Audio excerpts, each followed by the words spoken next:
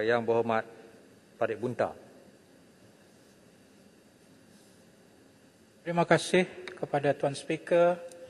Saya terus masuk kepada perbahasan bahawa RMK bukanlah satu isu one-off. Ia merupakan perjalanan pembangunan negara yang melibatkan kos dan juga diperincikan di dalam bajet yang seharusnya menterjemahkan segala apa yang digariskan di dalam RMK. Oleh itu adalah sangat penting. Bukan sekadar kita membahas, tetapi perlu kita menilai, perlu kita membuat postmortem sejauh manakah kejayaan RMK sebelum ini.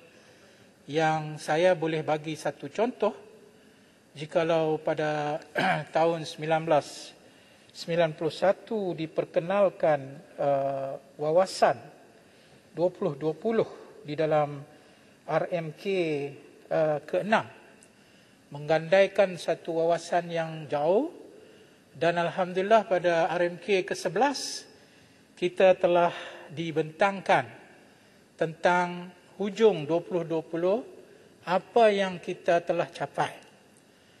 Tapi malangnya sebelum sampai 2020, satu lagi inisiatif dibuat, iaitu TN50, kerana menggandaikan bahawa pada RMK ke-11 kita tidak akan capai kepada apa yang dihasratkan, khususnya apabila melihat cabaran, 9 cabaran yang digariskan di dalam kawasan 2020, Tuan Speaker. Oleh itu, saya mengambil contoh ini mengandaikan bahawa bayangkan daripada tahun 90 hingga kepada 2020, tiba-tiba kita dapati tidak tercapai hasrat untuk melakarkan RMK yang telah dibuat sejak RMK 6. Buktinya, pada tahun 2020, kita telah melihat kebobrokan demokrasi yang berlaku di dalam tanah air kita.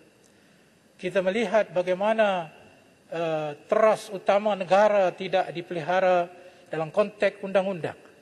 Sedangkan wawasan 2020 yang diandaikan sejak RMK 6 telah meletakkan, mahu melahirkan sebuah masyarakat yang lebih toleran, demokratik. Tetapi apa yang kita hadapi hari ini, kita telah ditiup dengan semangat masyarakat yang semakin berleluasa pada tahap tertentu menggunakan isu-isu perkauman dan agama, dan jauh sekali lah mencapai cabaran yang digariskan di dalam wawasan 2020. Nah, itu satu contoh. Jikalau tidak kita melakukan satu postmortem yang mendalam, maka beginilah keadaan kita, Tuan Speaker. Kita akan berbincang, kita akan berbahas, tetapi tidak ada di sana penilaian, pencapaian. Bayangkan, kalau sejak RMK 6 hingga 2020, sudah berapa triliun yang dibelanjakan. Termasuklah di dalam RMK ke-12 ini, kita akan belanja hampir 400 bilion. Itu persoalan awal saya yang saya ingin kemukakan. Yang kedua, saya ingin fokus kepada cabaran yang kita akan hadapi dalam pelaksanaan RMK ini. Yaitu kita melihat bahawa satu perkara yang kita akan hadapi, cabaran secara teknikal, cabaran secara taktikal, tapi saya memilih untuk berbahas cabaran fundamental. Perkara yang sangat teras yang menjamin kejayaan mana-mana perancangan pembangunan negara 5 tahun daripada sekarang. Pada hemat saya, berpandukan kepada situasi dan senario politik yang berlaku di tanah air, Tuan Speaker, saya menamakan penghalang utama bagi kejayaan mana-mana perjalanan dasar pembangunan 5 tahun ini dan seterusnya adalah kerana wujudnya kelompok yang saya namakan oligarki politik. Oligarki politik yang merupakan sebilangan kecil manusia yang menentukan perjalanan politik serta mempunyai pengaruh yang besar dan kadang-kali disebut sebagai golongan elit politik. Ini satu kelompok yang sangat bahaya kepada kejayaan kerana Mereka lah yang menentukan. Soalnya, bila kita bercakap tentang demokrasi, ayo, bagi saja kepada rakyat demokrasi. Kita bercakap tentang social justice, ayo, bagi saja kepada rakyat social justice. Asalkan kepentingan mereka terpelihara. Bagi saya ini adalah satu halangan yang besar untuk kita mencapai, dan kita sudah sedia maklum wujudnya golongan hari ini yang memudahkan golongan oligarki ini berkuasa apabila ada orang yang sedia dan rela dirinya menjadi komoditi untuk dijual beli. Ini amat bahaya. Selagi ada kelompok yang menyediakan dirinya untuk dijual beli, kelompok oligarki akan sentiasa memastikan cita-cita untuk menjaga demokrasi dan juga teras utama negara ini akan terhalang. Sebab itu, Tuan Speaker, saya melihat bahawa usaha Pakatan Harapan untuk menerima persefahaman sebenarnya adalah satu usaha yang murni. Ia bukan di atas apa juga alasan untuk kepentingan jawatan, apatah lagi kedudukan. Ia sekadar satu kepentingan untuk memastikan golongan oligarki, elitis politik yang selama ini menguasai, supaya kita meletakkan dan mengutamakan prinsip demokrasi, prinsip perundangan negara, agar dapat kita utamakan dan agar dapat kita pelihara. Jaga-jaga, jangan sekali-kali kita membiarkan kelompok-kelompok yang ada, yang membawa kepada orientasi menjaga kepentingan kedudukan dan diri, lalu mengorbankan kepentingan negara, kepentingan prinsip demokrasi, dan kepentingan prinsip-prinsip perundangan. Tuan Speaker, jangan salah anggap usaha Pakatan Harapan dalam menyambut persefahaman ini bagi kita memastikan bahawa prinsip-prinsip ini terpelihara insya-Allah. Amanah menjaga negara adalah utama di dalam mana-mana rancangan Malaysia.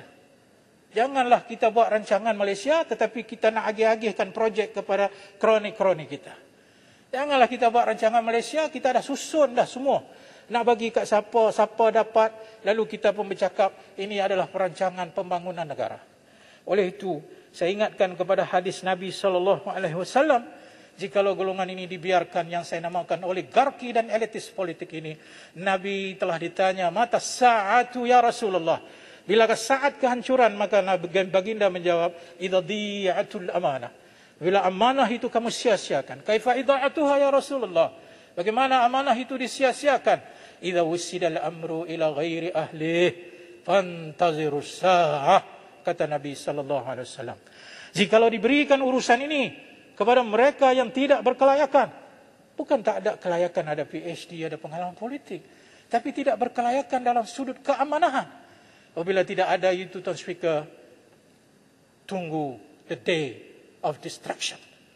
Dan kita tidak mau kelompok ini menguasai apa saja perancangan yang kita berbincang pada hari ini.